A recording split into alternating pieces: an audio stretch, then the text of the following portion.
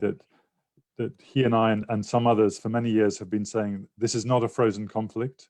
Please stop using this term. This is a smoldering conflict, which could reignite, and trying to engage people in that issue. But unfortunately, the policy agenda in various capitals being what it is, that issue has never really got traction. And it's very unfortunate now that a smoldering issue has now again caught light, and many people are dying. I want to just start with the one option is Harmerton University.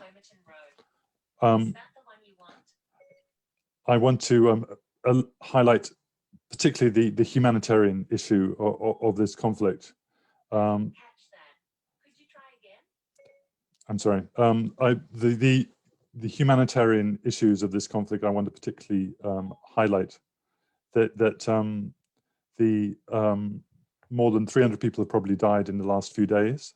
And the scenes of devastation that we've seen from Karabakh itself have been particularly shocking.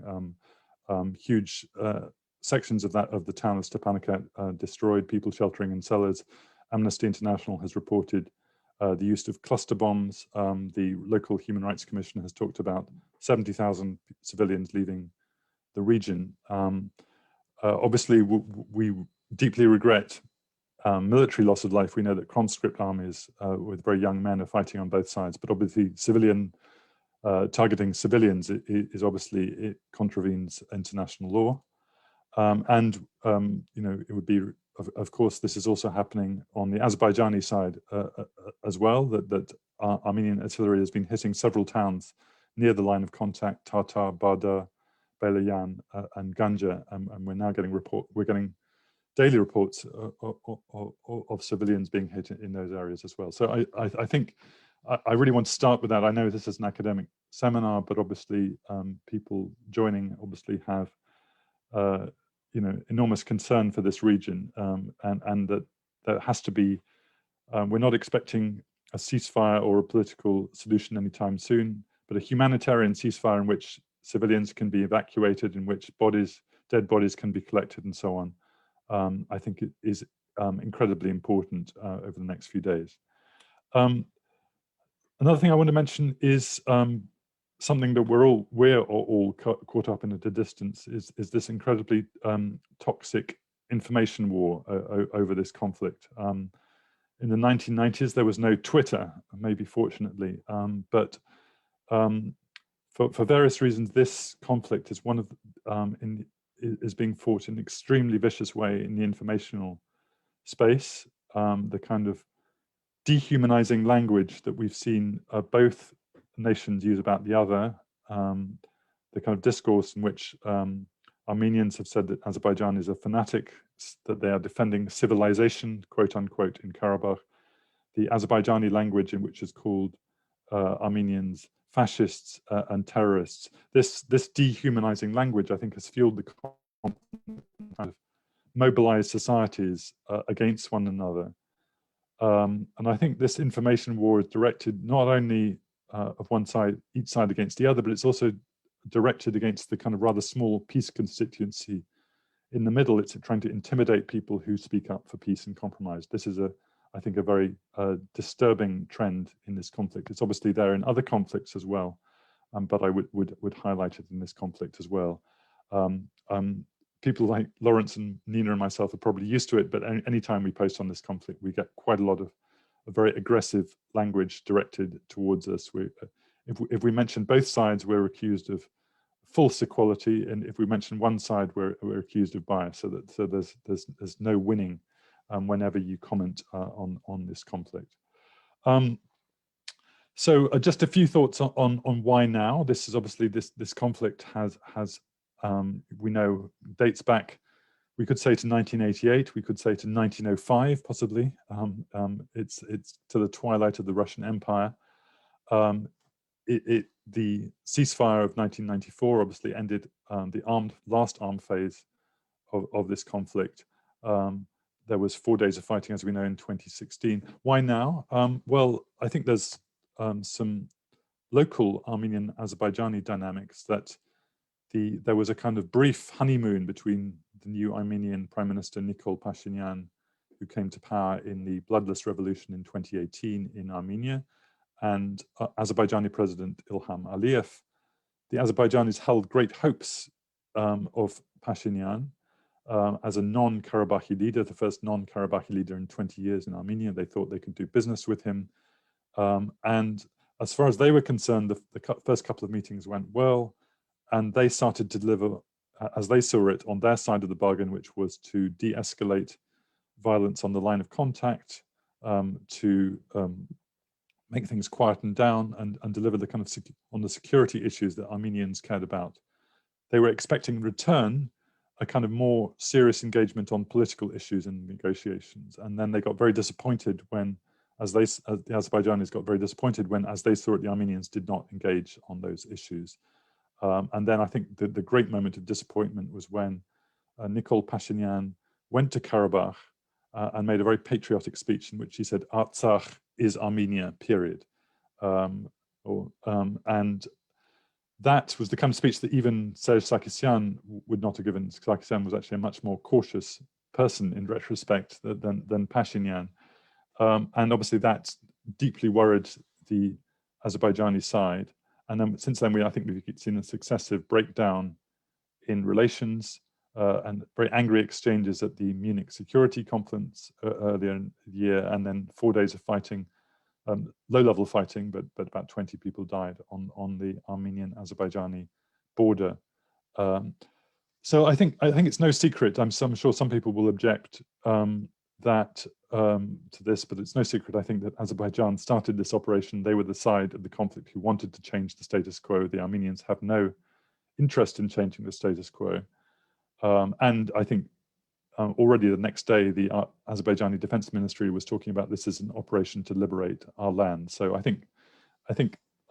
hope most Azerbaijanis will agree that their side started it and they wanted to change the status quo. The key factor, obviously, in this is Turkish support, and others will probably also certainly talk about this, the fact that Turkey had for 25, 30 years always supported Azerbaijan politically, but had never supported the use of force to solve this problem. Turkish military assistance, and particularly on the rhetorical and political level, has now tipped the balance in Azerbaijan's favor, has upset the equilibrium around this conflict. And I think some will disagree with this, but in my view, and I think Laurence probably shares this view, has upset and wrong-footed Russia, which was benefited from this equilibrium and used that equilibrium to kind of manage the conflict as it saw it. So I think that's the new factor. Obviously, the US is distracted. The US had been a major player in this conflict. Europe, particularly distracted by COVID and other things. So these are also additional, a kind of additional security vacuum around this conflict, which has triggered this new round of fighting. Will there be a halt to it? Well, there are one or two constraining factors in that the Azerbaijani side has obviously had some considerable success in capturing low-level areas to the south in Fizuli and Jabrail regions, but for them to recapture some of the highland areas would be much more difficult and more bloody, and involve sending young conscripts into battle in what would literally be an uphill battle. That's one constraining factor. The other is, of course, the arrival of winter weather in the mountains, which would make it more difficult. Having said all that, there's a sort of momentum to all these conflicts, and the possession of long-range weapons means that you can carry on using them even if there's no fighting on the ground. So when and if a halt is called is more of a political matter. When if Azerbaijan judges that there is a moment in which it wants to call a halt and call for negotiations more on its terms, with Turkey perhaps having a more prominent seat at the table. And certainly, if they carry on as they are, they can certainly capture 1.5, 2 of the occupied regions around Karabakh, which were lost in the 1990s, and certainly proclaim some measure of success. Why don't I stop there? There's plenty more to say, but why don't I stop there and hand over to my colleagues? Tom, thank you so much for your comments. We're getting a great number of questions in the Q&A and also in email messages to the virtual ASN team. And we welcome, of course, all questions. What I am doing, however, is as I noticed in some of the Q&A, some of the questions are actually not questions, but more commentary and communication with one another as opposed to our panelists. I'm dismissing those because we're not going to be able to get to the questions, but I'm not deleting them. So if you want to read those are in the dismiss category of the Q&A list, but I need to make the list readable for us to see. So if you're wondering why that happened, that's the explanation for that.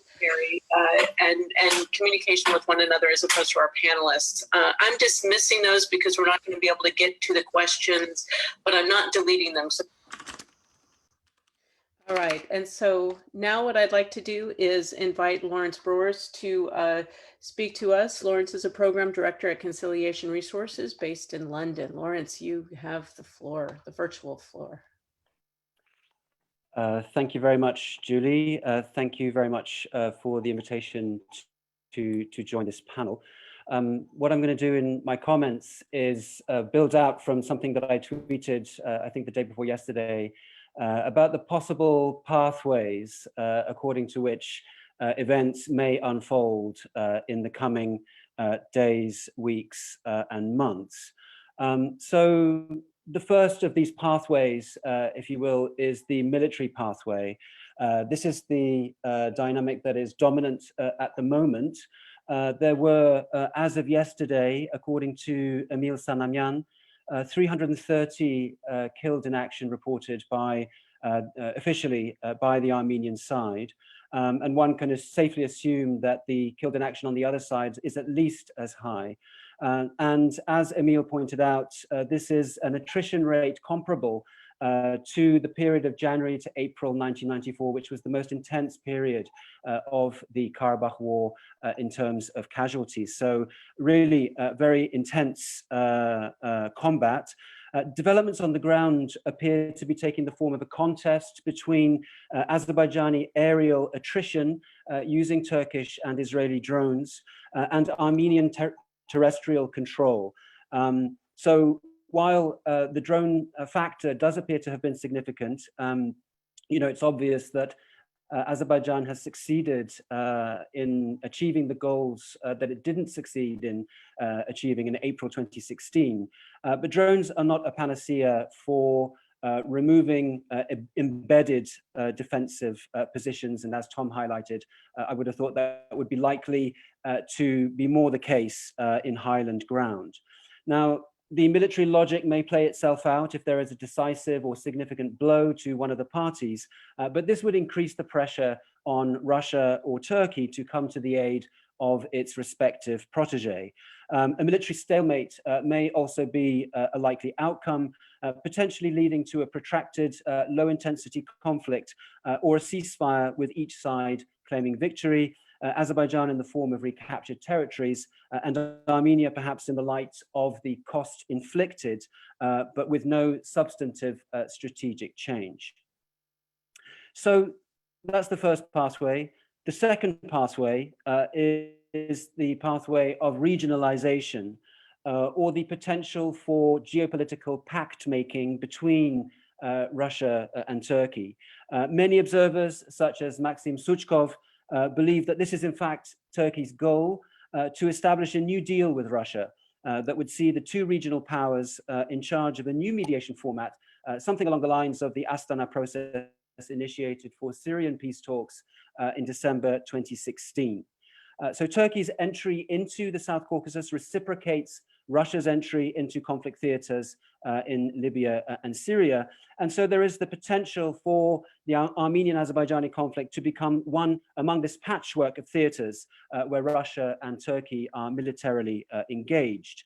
And this constitutes the kind of continuum, perhaps where Moscow and Ankara are not only rivals, but in a sense, partners in a common quest to exclude Euro-Atlantic actors and assure their strategic autonomy. So the question is, where does Russia see its interests in this? Russia has been unusually passive in the conflict to date. Some observers have attributed this to a kind of a wait and see strategy, perhaps combined with an intent to punish or discipline Nikol Pashinyan and his ostensibly pro-Western leanings. I find that slightly conspirological, largely because a major war in the South Caucasus involving an assertive external actor significantly diminishes Russia's standing as the primary security actor in the former Soviet Union. And I see this passivity more to a kind of a breakdown of the security system that Russia has designed and managed to keep the peace between Armenia and Azerbaijan over the last 15 years. So I described this in some detail in a post for EurasiaNet. I use this concept of pivotal deterrence, drawing on the work of Timothy Crawford. Pivotal deterrence is a particular form of deterrence where one state seeks to prevent conflict between two others by pivoting between them and keeping them uncertain about what it would do in the event of a large-scale war.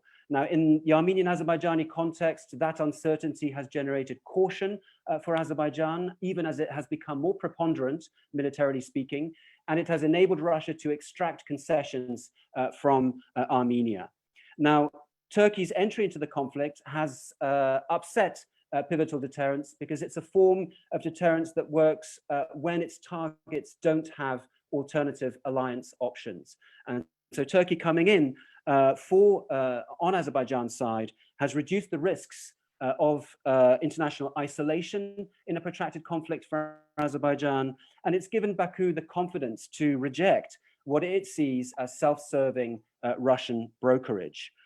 Russia's options are constrained by the geography of the conflict: no contiguous border, no peacekeepers on the ground, no passportized citizens to legitimate an intervention. And Putin, in fact, yesterday made it very clear that Russia's obligations, of course, only are active or valid for warfare on the territory of Armenia itself and not in Nagorno-Karabakh, which is recognized as part of Azerbaijan. I think it's also certainly true that Yerevan would prefer to manage this war on its own without the many strings attached to Russian support.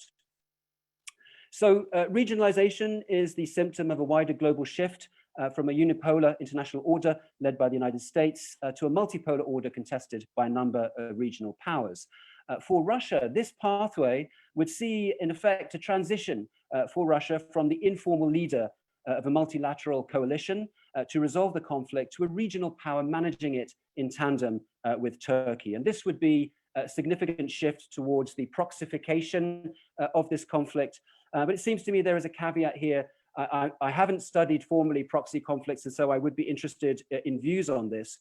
In Syria and Libya, Russia and Turkey have backed factions in protracted and immensely destructive civil wars. But Armenia and Azerbaijan are not comparable in that sense. They are sovereign states, their leaders have mandates to rule, and they have their populations behind them. So it's an open question whether they are as vulnerable to external leverage and influence as factions in Middle Eastern civil wars.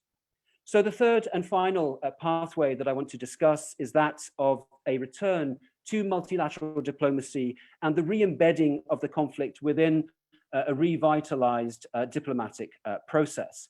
The United Nations Security Council has reaffirmed the primary role of the OSCE as the mediator in this conflict.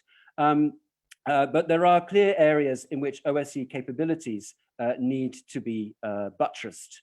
Now, a revitalized OSCE process would need to address, it seems to me, two core agendas, the lack of progress on which has debilitated the process since 2011.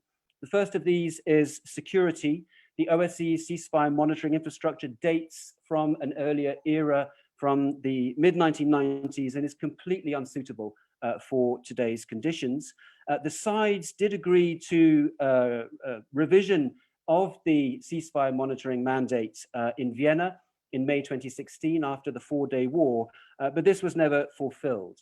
There is a high-level planning group that has been designing scenarios for the deployment of peacekeeping forces for several years, but it's largely invisible. And this absence of any international security guarantee supporting a political process has only entrenched the security dilemma between the parties. Now, and so Armenians in particular have made the provision of security their base precondition for movement in negotiations. So where might this go?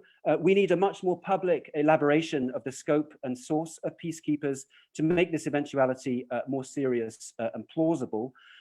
Implementation of the May 2016 agreements on new mandates for ceasefire monitoring mechanisms, and the possibility of delegating peacekeeping to another international multilateral structure. I think also crucial, Tom has mentioned this, but international investigation of the alleged use of prohibited weaponry and civilian casualties in September in the last few days. So the other key agenda item would be movement on substantive talks. There have been no meaningful talks on the core political issues at stake for a decade. There was, as I mentioned, a short-term flurry of diplomatic activity in 2016, but now a much more transformative approach is necessary if we are not simply to revert to another unstable and unsustainable ceasefire. So what could be done? As many of us have been calling for a number of years now, the Minsk conference, which the Minsk group co-chairs have been preparing for all these years, but which has been deferred until now, could finally be convened in order to discuss the political architecture of an effective process. This conference could be convened in Geneva, in Vienna perhaps, or since Sweden is assuming the chairing office of the OSCE in 2021, in Stockholm. Another issue is the potential for the widening of the states and actors contributing to the Minsk group to include those with a more direct stake in peace, specifically Georgia, and the role of the EU could be expanded in order to mobilize more effectively the EU's experience of post-conflict stabilization. And one thing that I've been calling for many years is for a more inclusive peace process that would include those populations most directly affected by violent conflict, namely the Karabakh Armenian population living in Nagorno-Karabakh and the Karabakh Azerbaijani population displaced from it in the 1990s. These populations, their representatives used to participate in the peace process until the late 1990s, until around about 1997. And I think it would be an important, it would be critical for these constituencies to finally rejoin the peace process. They've had no responsibility for the outcome of the peace process since the late 1990s, and would be more accountable, one would hope, if they participate directly. So while more diplomacy is needed, I think there is also a risk that what we don't want to do is to replicate the experience of the Geneva international discussions on the conflicts involving Georgia. While the GID do provide a crucial and inclusive platform, they don't have a mandate to address core political issues and have become more useful in terms of information exchange. So I think, in this case, together with addressing the issue of security, politics needs to come back into the forefront of any revitalized peace process between Armenians and Azerbaijanis. And I'll stop there. Thank you very much. Thank you so much, Laurence, for that very engaging discussion of the foreign policy considerations and also the issues of the difficulty issues of finding reconciliation and peace. I now turn it over to Nina Caspersen for the I guess the academic perspective. Nina is at the University of York, and Nina, you have the floor. Thanks, Julie. Yeah, I'll do my best to provide an academic perspective. So what I'll focus on will be two related issues. So firstly, what can stop current violence, the current warfare, and what are the obstacles to a negotiated settlement. So some of the issues and themes will already have been covered by Tom and Laurence, but I'll try not to repeat too much what they've been saying. So in terms of the first question, what can stop the violence? I think if we look at some of the academic analysis of conflicts, then that would suggest that the following conditions can lead to a de-escalation of violence. Firstly, and I suppose most obviously, fighting may stop once key goals are achieved. The second option is that goals are not achieved, but fighting becomes too costly. And third would be the option that an attractive or at least acceptable solution becomes available. Now, I do think that this framework is overly simplistic, and I'll come back to why that is the case, but it does provide, I think, a useful starting point. So I'll start with the first one, which is the possibility that key goals may be achieved. Now, this, of course, depends on what the goal is. And of course, the goal could very well change over time and depend on what actually happens during the fighting. I think one thing that we certainly do know, and that also echoes what Tom and Laurence have already said, after these 10 days of fighting now, is that this is very unlike what was happening in 2016. I mean, we're not talking about a largely political goal. I mean, this time it is a military goal that Azerbaijan is aiming to change realities on the ground, aiming to change the balance of power. But it's still not, to me at least, completely clear if the aim is to retake control of some or all of the districts surrounding Nagorno-Karabakh, so thereby significantly weakening the Armenian position and forcing them to accept a compromise solution, or at least to engage more in peace talks, or if the goal is indeed more maximalist and it is to retake control of the entire territory, including what was the autonomous region of Nagorno-Karabakh, so thereby removing the need for a negotiated solution. Now, as Tom was mentioning, there are a lot of factors that would make that very difficult to achieve. So the fact that there are mountains, winter is coming, but also I think if you look at other cases where states have managed to retake control of breakaway territories, such as such as Croatia's territorial offensive against the Republika Srpska Krajina. In these cases, you were looking at entities that were already weakened internally, that had limited popular backing, and also had lost the support of the patron.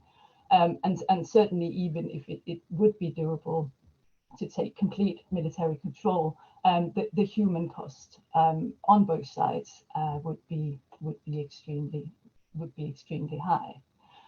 That said, though, I guess one concern would be that expectations within Azerbaijan might increasingly be that this is what is happening, and that the goal is complete control. And such expectations are dangerous. They make it harder for leaders to back down, even in an authoritarian context. So that's one possible scenario. Another scenario is that fighting becomes too costly, and it's not achieving the goals that were set out. So if we first look at Azerbaijan, I mean, what could make it too costly or ineffective? Well, there are different scenarios here again. Military casualties could become too high. This is, of course, always a risk in a war. And I think, I mean, it is no coincidence that Azerbaijan is not making this data public. I would say, though, that given sort of the nationalist mood in Azerbaijan at the moment, and also the lack of alternative information, I think the willingness to accept such losses might also be quite high. The other scenario would be a change in external support, so either reduced backing from Turkey for Azerbaijan, or Russia intervening on Armenia's side. Currently, there are no signs of either of those two things happening, but of course that could change. A third option, a third scenario would be that international opinion decisively turned against Azerbaijan. But so far there's been very little international attention paid to this conflict. And anyway, I think this is unlikely to be decisive on its own. It would have to be combined with some of the other factors as well. And in any case, I think even with fighting becoming costlier, Azerbaijan will have to be presented with what it sees as an acceptable alternative, sort of a way out that can be sold domestically. And I think it is reasonably clear that this can't simply be a new ceasefire, that either there will have to be some territorial gains that are enough to be presented as a victory, or something more substantive in terms of the peace talks would be needed. So I'll return to that shortly. In terms of the Armenian side, I think the question is more, I guess, if they will stop fighting, if they become under very significant pressure, and either accept some loss of territorial control or a less advantageous compromise. Now, this kind of sort of rational cost-benefit analysis is something you often find in the conflict literature, but I find that far too simplistic. I mean, actors engaged in a war often don't act in that kind of I suppose, rational cost-benefit analysis way, especially in a conflict that is portrayed as and is very much perceived as an existential threat to the Armenian people. So the domestic constraints are considerable. So another option is another scenario in that even if under very significant pressure and even if losing ground, would still be to choose to fight to the end, hoping for fortunes to change. And this is also a time when in other conflicts we have seen sort of acts of desperation. So either going for high profile military targets or indeed civilian targets. And in that scenario, I think we could also well see divisions emerging between Yerevan and Stepanakert, just like we did in the First War in the 1990s. And finally, I'll say a bit about a way out or some kind of negotiated settlement, because as I've been saying a few times, I think in order for the violence to stop, you have to have a way out, sort of an alternative that is attractive or at least acceptable to both sides, and one that can be sold to societies that have been, of course, very much sort of further radicalized by the current fighting. And I have to say it is extremely difficult, unfortunately, to see what that would look like. Now, I think the refusal, at least so far, of Azerbaijan to talk about simply just a ceasefire, that's going back to sort of the status quo before, I think that's not necessarily an unsurmountable obstacle on its own. In peace agreements in the form of framework agreements or partial agreements are sometimes negotiated before ceasefires or other concessions are made. But I think a key obstacle to any kind of agreement, any kind of progress, is the complete lack of trust between the two sides. And of course, this is very much long-standing. This is something that those of us studying this conflict have been arguing for years.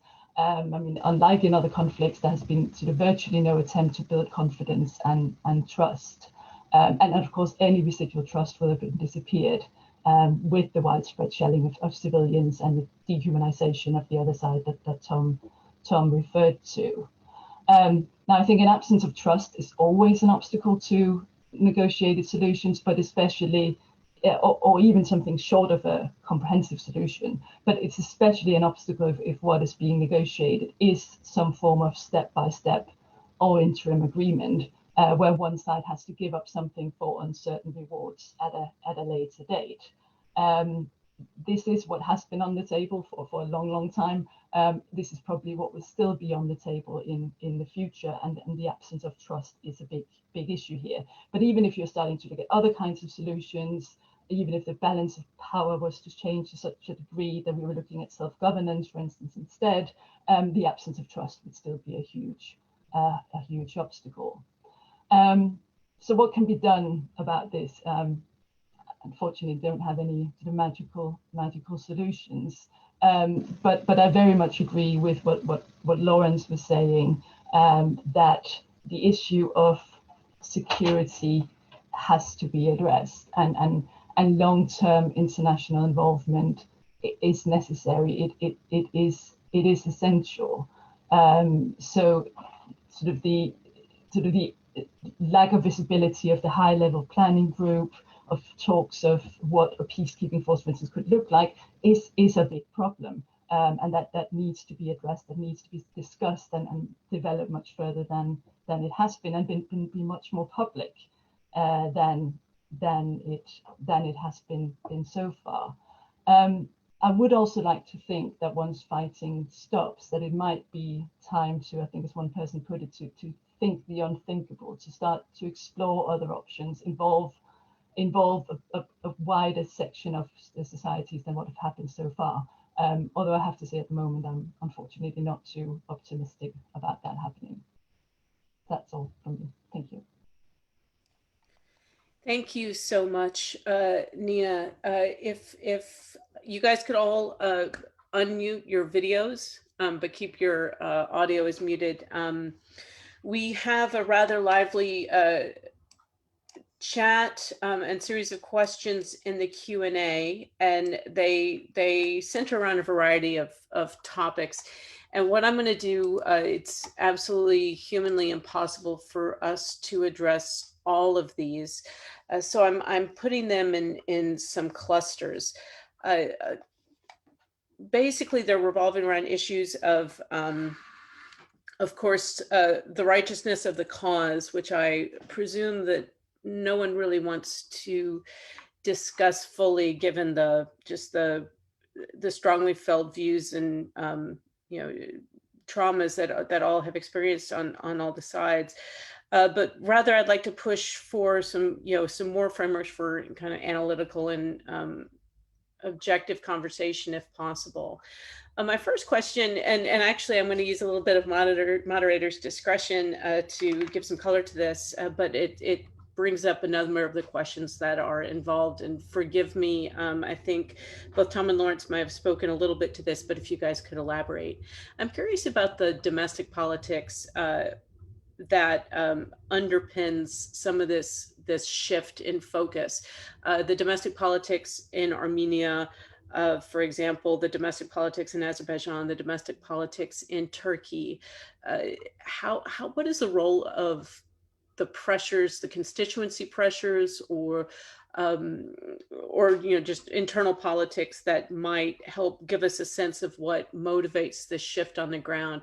And in particular, I wonder if you could comment a little bit about the virus. Like, to what extent do you think the pandemic provides an opportunity for people to take action that they might not have already wanted to do? I was reading an article earlier today about Putin kind of struggling with a domestic agenda and wanting perhaps to have some more emphasis on foreign policy, but now he's got a little bit too much on his plate. So I wonder if we could just go through all of you, and if you guys could give voice to the parameters that you're most familiar with.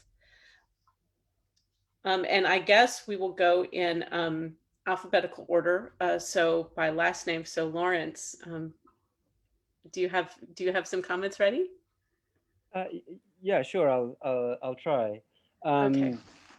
Yeah, I mean, I think what we've seen over recent years to 2018 is a dynamic of consolidated and semi-consolidated authoritarian regimes that have relied heavily on the symbolic politics for their legitimacy.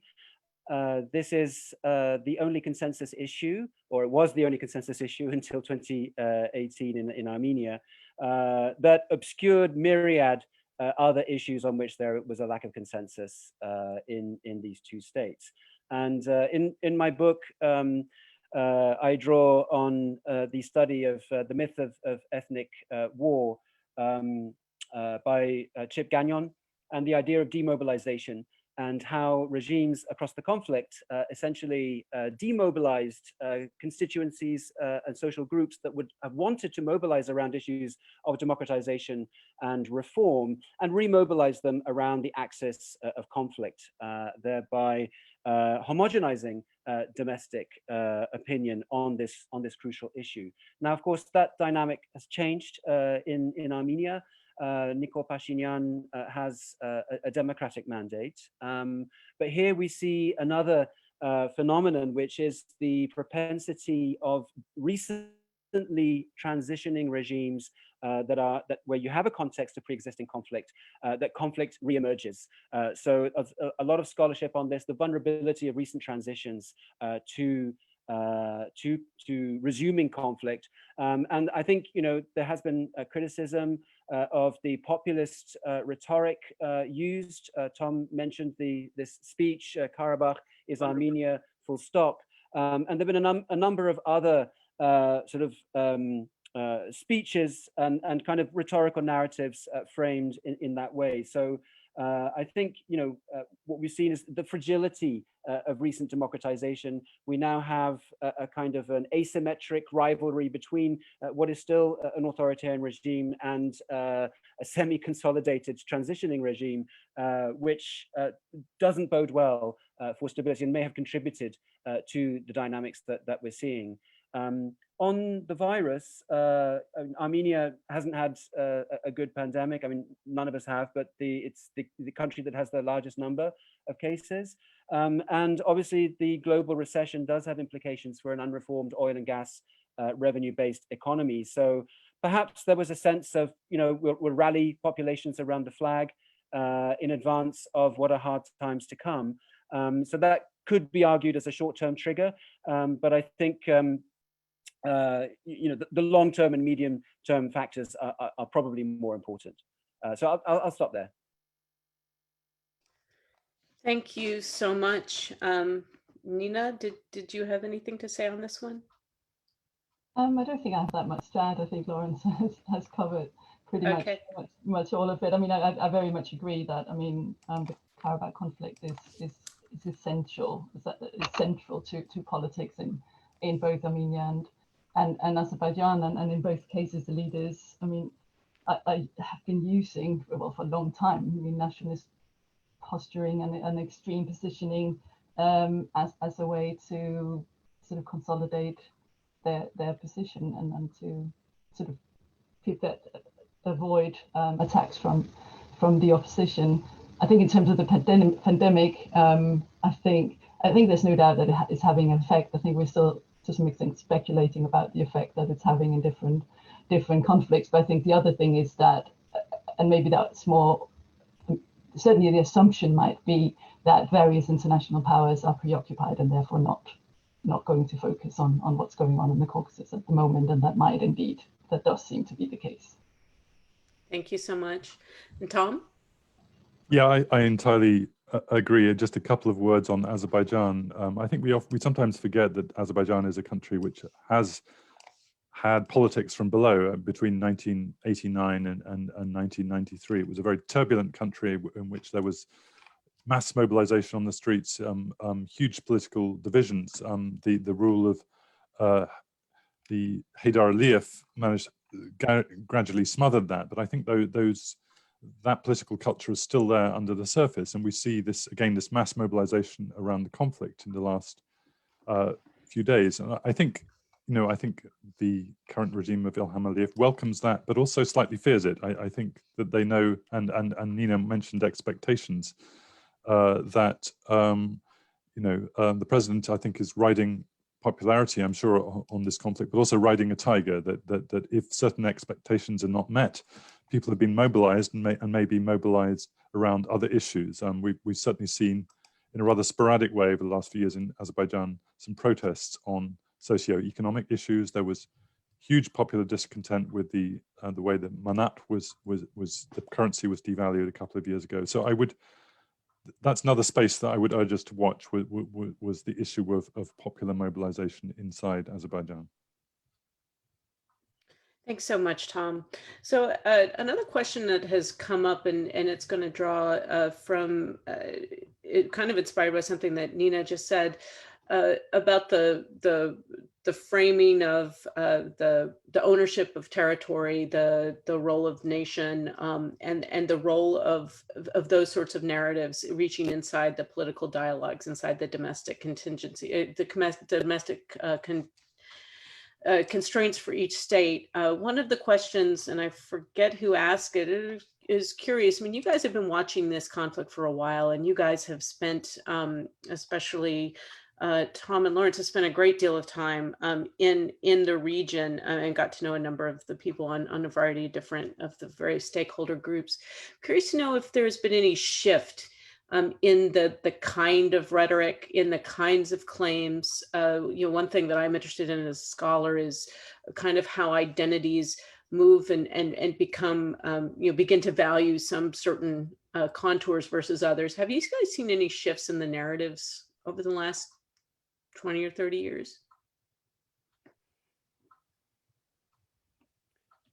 And I guess I'll start with Tom, or Laurence, you look like you had something to say. Let Laurence handle that one. He's got a good answer to that, I'm sure. Yeah. So yes, there have been shifts. For a long time, we've been protesting that it's not a frozen conflict, and that doesn't just apply to shooting and the level of violence. It's not been frozen mentally in terms of the maps that people have in their heads that depict the conflict. So I think there are a number of kind of dimensions across which we've seen change. One change sort of on the Armenian side has been a kind of much more explicit rhetoric around liberated territories. I remember when I was first going to Armenia in the mid-2000s, one didn't hear that term. It kind of crept in gradually and sort of became common and hegemonic sort of around about 2011, 2012. So that's a particular shift, and I see that in terms of a movement. I write about this in my book, from a more compliant concept of Armenian statehood focused on the constitutional state to this idea of augmented Armenia that incorporates not only Nagorno-Karabakh but the occupied territories around it, and how that became normalized essentially. I think another dimension is shifting emphases between the idea that Nagorno-Karabakh would be unified with Armenia, or whether it should exist as an independent state. And there have been opinion polls that have been charting differences and shifts in local attitudes on that issue. And interestingly, kind of a growth over time in the perception that it should be an independent state rather than unified with Armenia, as per the original agenda of the Karabakh movement, Miat Sum. And I don't have a kind of a clear explanation for that. One answer might be that young people in Nagorno-Karabakh have grown up with the idea of the Nagorno-Karabakh Republic and see it as something normal and separate. On the Azerbaijani side, what I have seen is a kind of a reciprocal movement that has, while preserving the premise of territorial integrity and privileging that, increasingly adopting a kind of a quasi-irredentist idiom to lay claim to Armenia as former Azerbaijani territory. Armenia did, of course, have Turkic majorities in many areas in the early 19th century. And so I find that, in a sense, a kind of fascinating hybridity that's been absorbed into Azerbaijani geopolitical culture, and is a kind of, definitely in dialogue with the same tendencies on the other side. And this speaks to me of territorial indeterminacy. We talk about self-determination and territorial integrity, but these two entities, Armenia and Azerbaijan, are flowing into one another, constantly defining and dissolving each other. Of course, augmented Armenia is a physical reality, whereas wide Azerbaijanism, as I write in my book, is still an imaginary discursive construct. So I'll stop there. Thank you. Tom or Nina, did you guys want to jump in? Just a couple of sentences. I think, again, as someone who first started going to this region and studying this conflict in the mid-1990s, then the discourse was very much about the 1921 drawing of the Nagorno-Karabakh Autonomous Oblast and whether that had been a just decision, who had taken it and how, and whether this had been taken by Stalin. And so that was very much the discourse was around that in the late 80s up to the mid 90s. And now, as Laurence has said, that is no longer the case. The maximalist positions have grown. It was interesting that Serge Sarkisyan, when he was defense minister of Armenia in 2005, gave us, I think speaking in Parliament, said Agdam is not our homeland. He was much criticized for that, but he said that's our position. And he was saying we've got to give back Agdam in order to secure the independence of Karabakh. That was his position. As president, he no longer he dropped that talking point, and I think that's indicative of a shift in Armenia. And I would also draw your attention to a 2018 speech by President Aliyev, which I think that this is what Laurence is referring to, but I think I would draw it in which he explicitly said that Yerevan is Azerbaijani land. So obviously there's been a kind of rhetorical escalation on both sides. Thank you so much. Nina, did you want to chime in, or should I move on? Just very briefly, and I think Please. mainly Absolutely. that there has been this shift in rhetoric and particularly around self-determination, which is what I'm mostly looking at. So when I first started going to the region in around 2005, I think the focus was in Nagorno-Karabakh itself very much still, well, it was still on the former autonomous region and the right to self-determination for that. They were starting to be a bit more vague about the territory that the claim was actually made on behalf of, but still, the focus was on that. And there was also very much a focus on recognition and on how to gain international recognition. And I think over the years that has not completely disappeared, but gone into the background as I think a sense of, well, we can actually live with the status quo, and it's not ideal, but it's okay, and we can manage and we can make a success out of this. But of course now, during this fighting, talk of recognition has very much come back, and the idea of sort of remedial secession, Nagorno-Karabakh having the right to that, and I think that's very much recognition being seen now as something protective against a military offensive, whereas I think from being extremely prominent in all the rhetoric 15 years ago, it disappeared for a while, but now it seems to have been coming back again. Thank you so much.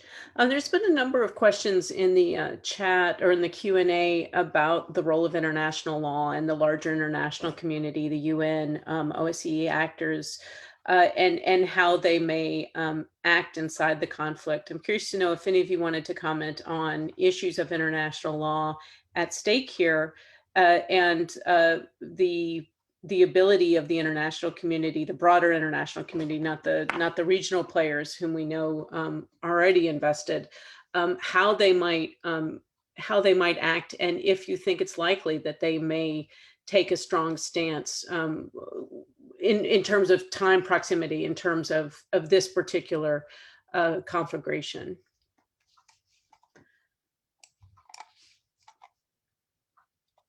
I see a lot of thoughtful looks. Tom, I'm gonna put you on the hot seat. Well, I was hoping that Nina would pick that up, but I mean, I think this is and obviously international law has been under immense pressure recently. I mean, I was talking to a US colleague the other days who was saying that the US had shot itself in the foot by recognizing the Israeli occupation of the Golan Heights, and you know that kind of act by the US would undermine its claim to speak out on issues such as Karabakh.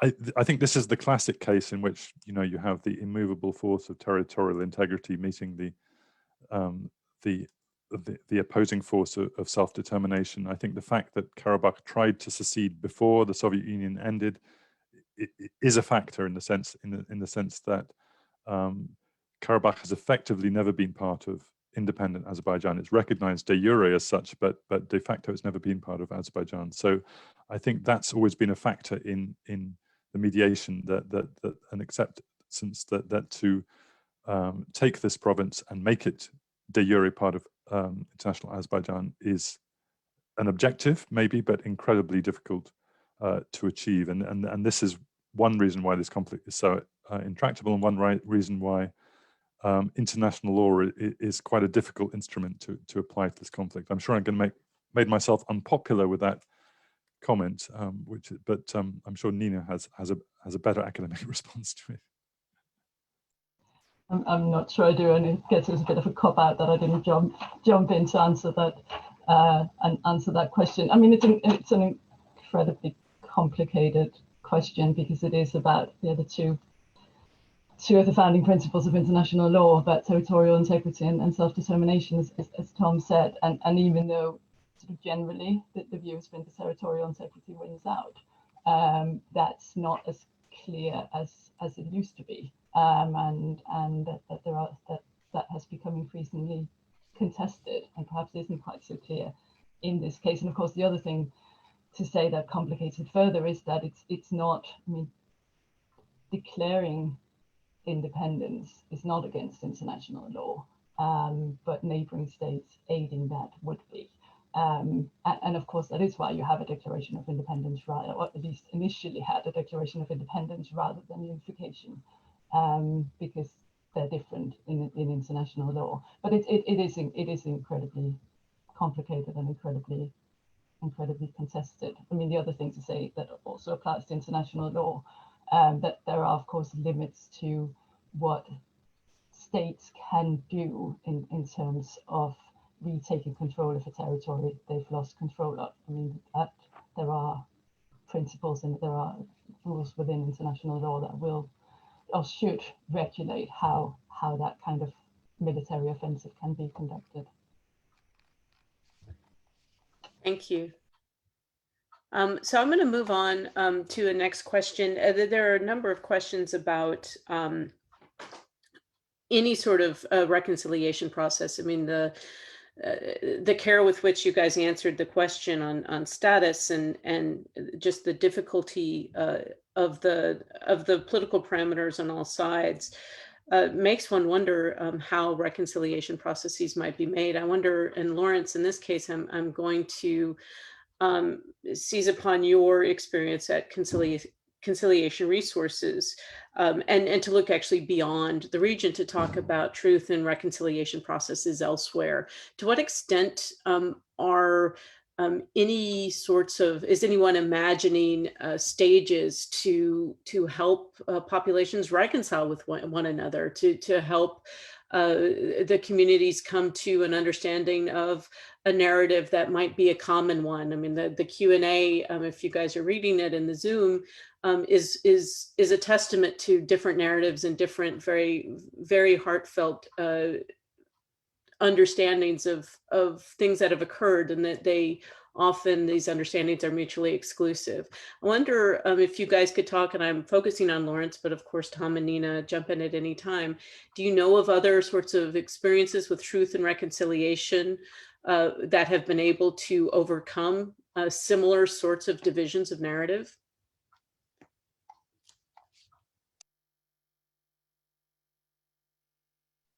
Yeah, it's obviously a very vexing question. And as Tom highlighted, we've seen such toxic dehumanization, and it's rippled out across the world. In July of this year, we saw for the first time street brawling and fighting amongst diaspora and migrant communities.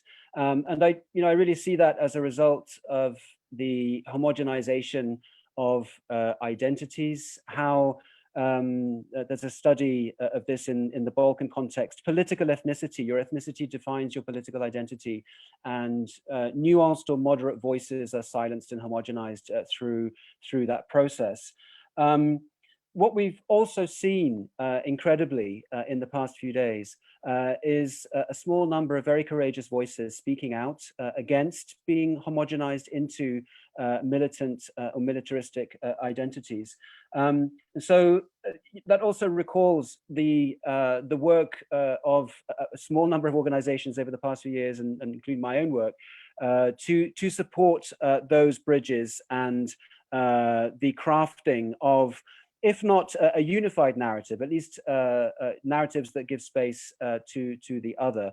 And I think, you know, what we've also seen is the expansion of the memory wars between Armenians and Azerbaijanis. And it really highlights the importance, I think, of dealing with the past. There are so many iconic events that can be used to shut down any kind of constructive conversation through their mere mention. And we just end up in a what about this contest. So I think there is an awful lot of work that needs to be done to counter that. But as we know, for instance, from the work of Yelena Subotic, work to deal with the past often doesn't necessarily result in a harmonious or idealistic result. There will always be those who want to shut down those conversations. But I think it is still a goal to aspire to. It's definitely something that has to happen if we are going to see communities living together, or living side by side, or simply respecting one another again, is that these conversations about the past have to be thrown wide open. Everything has to be open and discussed. It needs to be documented. We need much more work in that direction.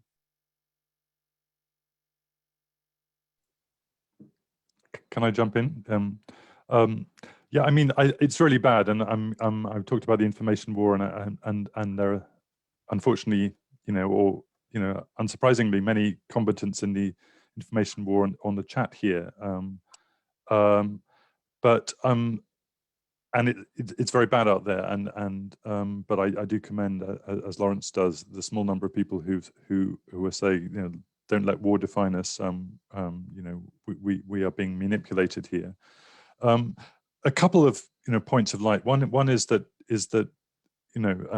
still in the territory of Georgia, Armenians and Azerbaijanis live in the same villages. They're often rather elderly populations, or indeed until recently were buying and selling used cars to one another in the town of Rustavi. So there's there's a traditional business relationship between Armenians and Azerbaijanis that has continued incredibly on the territory of Georgia for the last 25 years.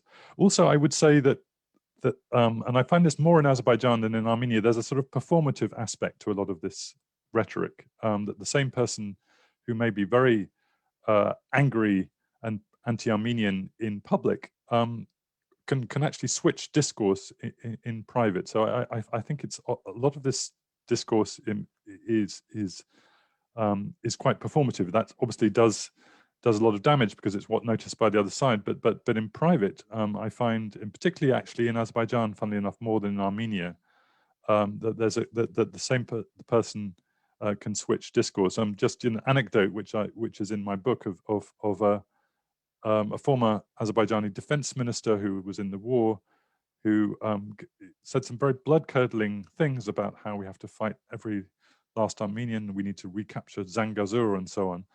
And then when he got out of the system about an hour later into our conversation, he started saying, tell me about, I've got a few friends in Armenia, I wonder if you could look them up, and started a totally different discourse when he would sort of got to know me slightly better and was just in a more relaxed mood and didn't feel the need to perform. So I don't think we should forget that. I think that those kind of narratives erode over time and are going to become much more difficult because of this fighting, but they're still there under the surface. Yes, Nina. Just very briefly, I mean, I think when it comes to reconciliation, I think sometimes the view is that you need to get a peace agreement first, and then you can worry about reconciliation afterwards. And I think that has often been the case and been the view in this conflict. But I think the problem with that approach is that, I mean, you need to be able to imagine what peace would look like and imagine coexistence for any kind of agreement to be possible, and with very few exceptions. I mean, that just hasn't been part of the discourse at all, and that is needed. I think it's going to be very difficult now, but I think it is still necessary. Thanks so much. There's an interesting question. Oh, well, okay, here's sorry, I'm off my game.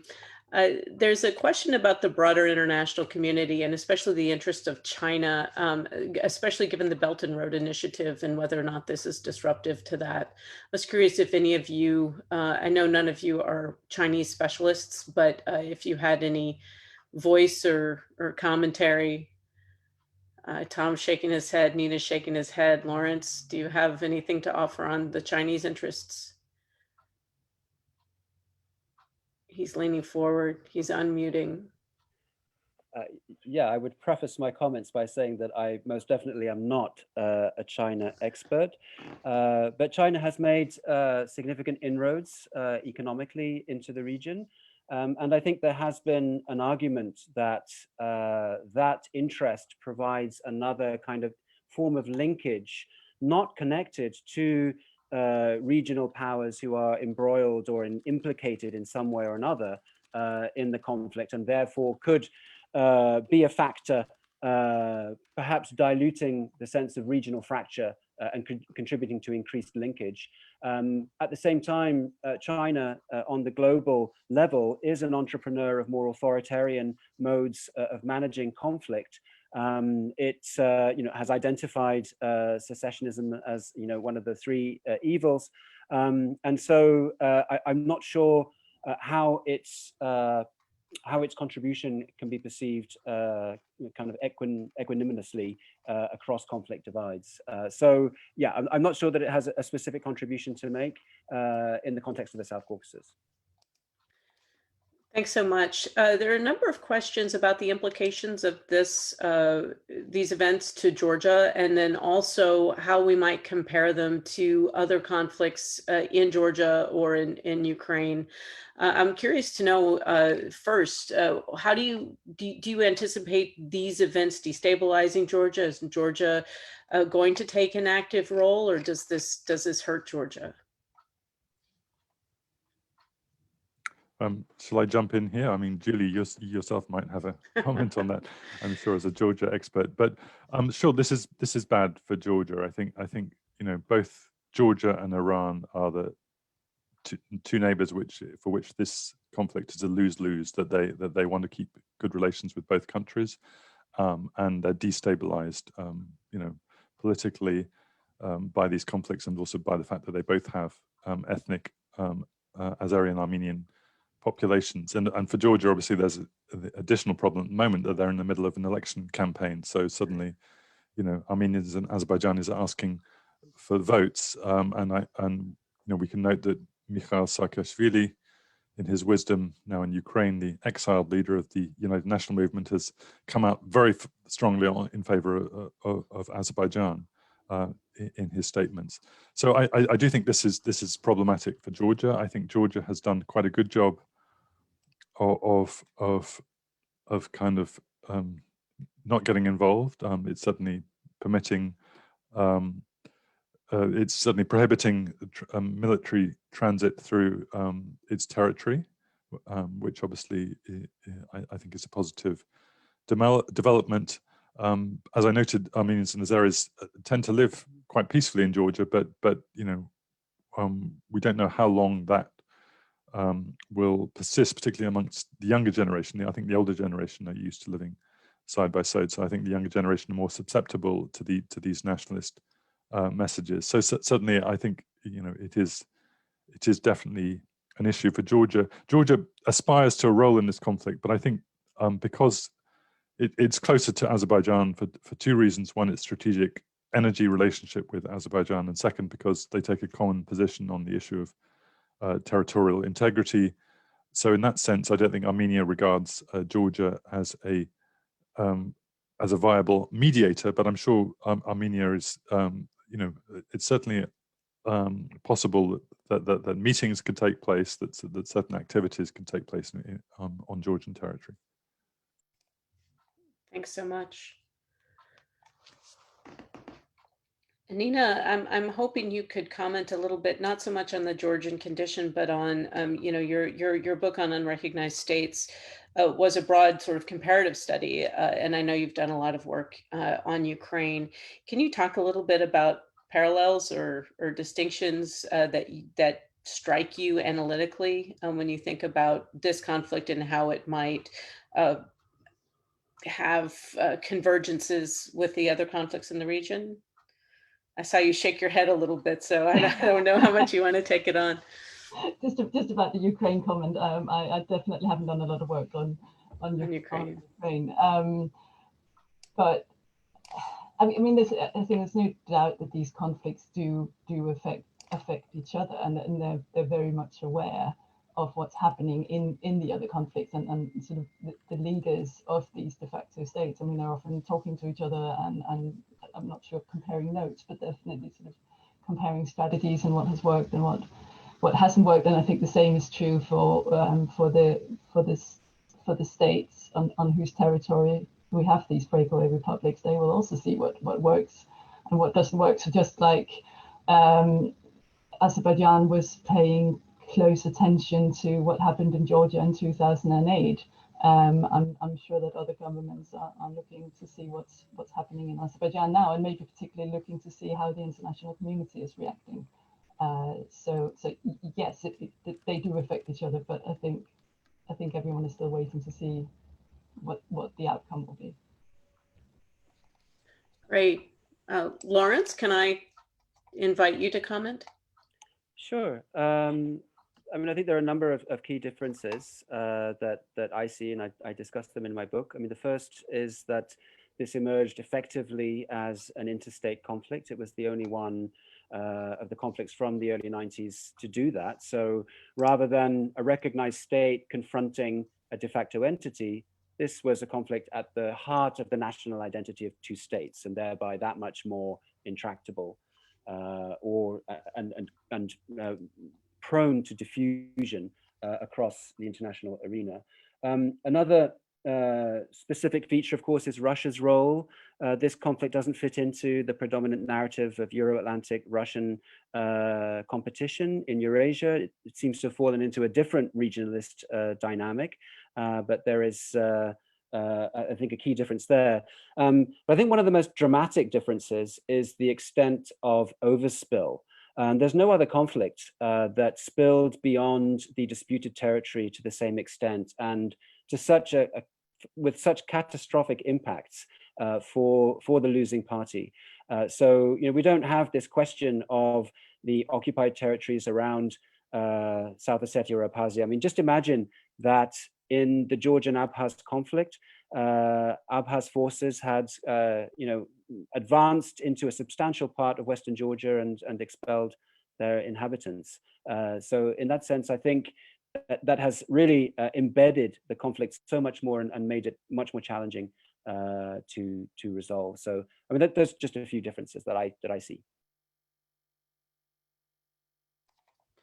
Thank you so much, and I want to thank you guys all for participating and for your work. These are difficult places to study because they are so closely held, and I know that we all do this work because we care so much about them, and we want peaceful resolution.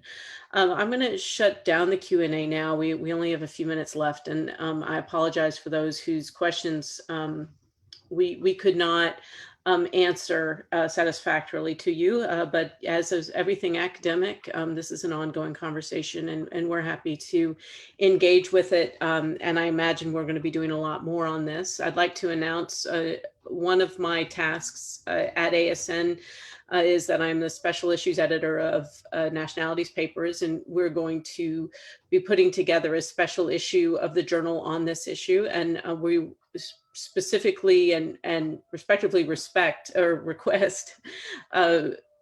people to submit articles. There'll be a call for articles on our website, and of course, we would like to hear from all voices in a scholarly and objective sort of academic journal. So it might be a little bit pedantic, but nonetheless, we think it's valuable. So I'd like to encourage you guys to look for the call on the Nationalities Papers website.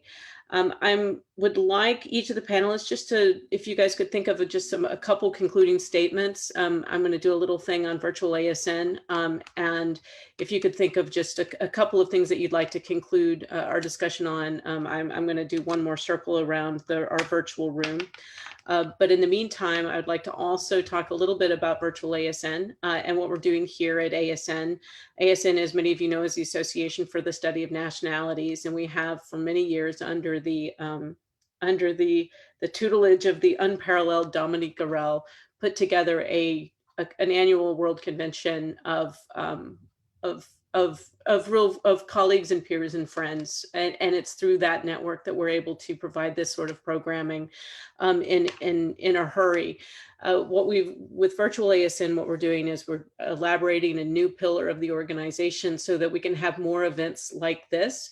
And we're going to, in the coming year, provide more and more material, some of it open to the public, like this event was open to the public, but we're also going to provide more gated content for our members. Our memberships are on a calendar year.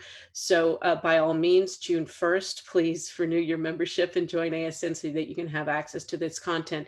But you will see on our website, Virtual ASN has its own link on the website, and we will be putting in a bit of content on there. Our next event is a book panel with Peter Rutland moderating, and so we're going to have book talks. We're going to have opportunities for people to vet their manuscripts and these sorts of things. So it is going to be open for policymakers and interested people for events like this, but then also other events for academics as well and students. All right, hopefully I've done a little bit of patter to give you guys some opportunities to gather your thoughts. And since Tom is looking at me and Lawrence's head is down, we're going to do backwards alphabetical order this time. So Tom, you have the floor. Thanks, Julian. And it's been a great opportunity to discuss these incredibly difficult issues. So thank you again for the invitation. It's a very tragic moment, and I fear, many more people will lose their lives in the coming days. I hope that's not the case. But I guess my final talking point would be that we cannot return to just conflict management of this conflict. That there needs to be a much more sustained, I hope multilateral and not kind of old great power, kind of more modern multilateral engagement with the core issues of this conflict by international actors, and if that is the case, then some of this tragedy will not have been worth it, but will have led to an outcome which actually resolves issues rather than deepens them. But obviously we're a long way from that, and so I would encourage anyone who's in policy making to say the status quo has been broken, and how is it going to be put back together with more violence, and a new sort of aggressively asserted new status quo on the ground, in which people feel denied justice, or with a more inclusive process in which people think that they are being finally afforded justice. Thank you. Thank you, Nina. Thank you. I mean, this has been a really great discussion, and I really enjoyed hearing what Tom and Laurence had to say. I mean, I with these questions, I very much feel that I don't have satisfactory answers at the moment, and I'm not really sure that anyone does. So, and as Tom mentioned to begin with, I mean, we've been saying for a long time that these are not frozen conflicts, and that they have warned that there was a risk of war breaking out again. But nevertheless, I mean, it's still extremely shocking and extremely sort of painful to observe that happening, and that the human costs of that happening. And it is hard. I think it is hard to be optimistic at the moment, and it's hard to see this. being over anytime soon. But on the other hand, I think that's no excuse for the international community and for local actors not to try. And very much as Tom just said, in that case, I mean, I think it is time to address the core issues, and hopefully with a more inclusive process than what we've seen so far. Thank you so much, Laurence. Yes, I'd like to join Nina and Tom in saying a very big thank you to you for convening this panel. Thank you very much to all of those watching and listening at home. I just conclude by saying that the re-eruption of this conflict, it really is a very significant test case for a multilateral order. Multilateralism has not succeeded so far. It does need to be reformed and revitalized. But I think this is also a test case for the multipolar challenge. And I really don't believe that a geopolitical pact between Russia and Turkey, between great powers and their proteges, can solve the core issues at stake. On the contrary, I think a great power pact will in fact accord with their interests and not with the interests of Armenians and Azerbaijanis themselves. And so, you know, I think my concluding thought would be that, you know, if Armenians and Azerbaijanis don't find a different language, a different way to speak to one another, then it will be strong men who come in and solve the conflict for them in ways that don't accord with their interests. So, as I mentioned, we need security, we need politics, and we need acknowledgement on all sides of the pain and grievance that the other holds.